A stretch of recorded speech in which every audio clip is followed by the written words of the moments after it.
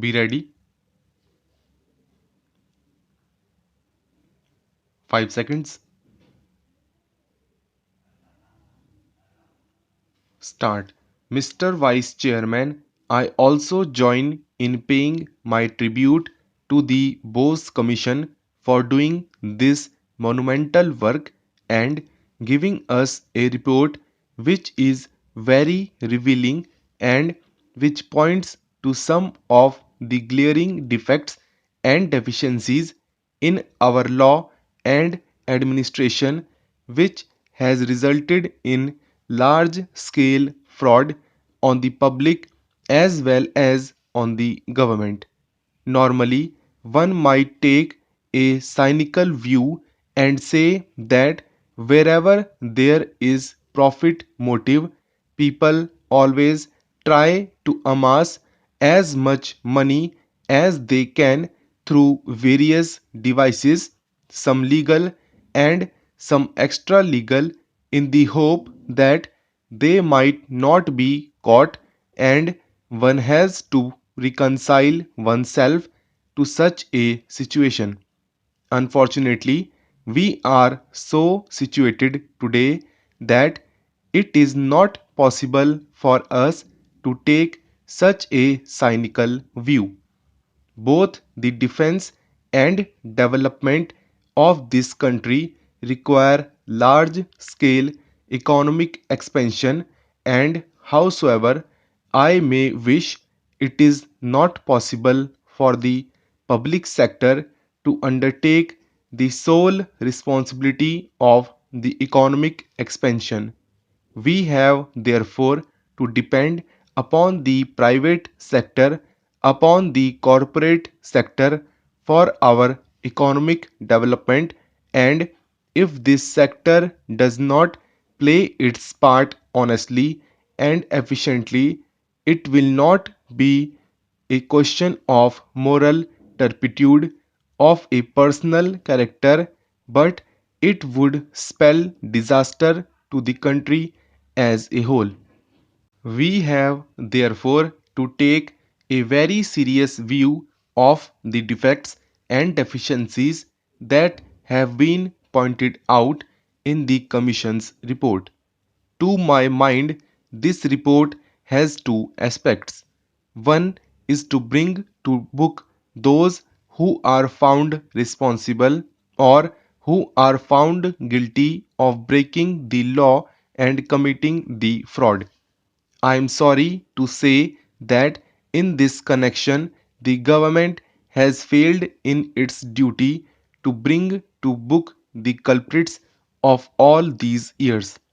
As the minister has already pointed out, since 2009, rumors were heard about certain irregularities and breaches of laws by certain concerns. A very complicated and long drawn out machinery was put into motion in order to deal with this complaint.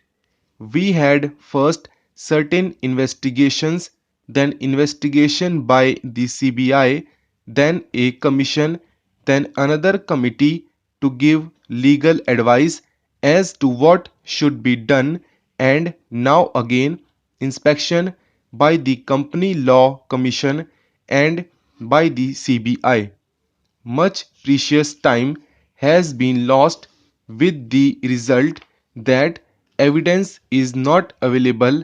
No matter whatever one might do, it is not quite certain that the guilty will not be brought to book. I am not one of those who would advocate any historic prosecution of any person, whatever be the sentiment in the public.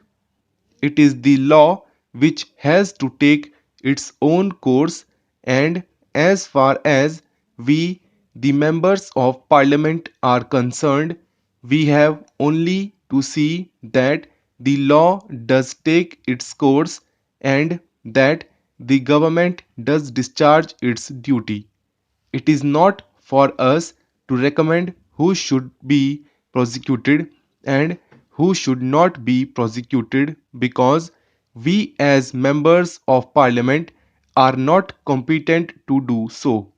But certainly we are entitled to register our sense of sorrow when we learn that the machinery that was put into motion was so complicated and so long drawn out that the prima facie it is now likely that the guilty are not to be brought to book.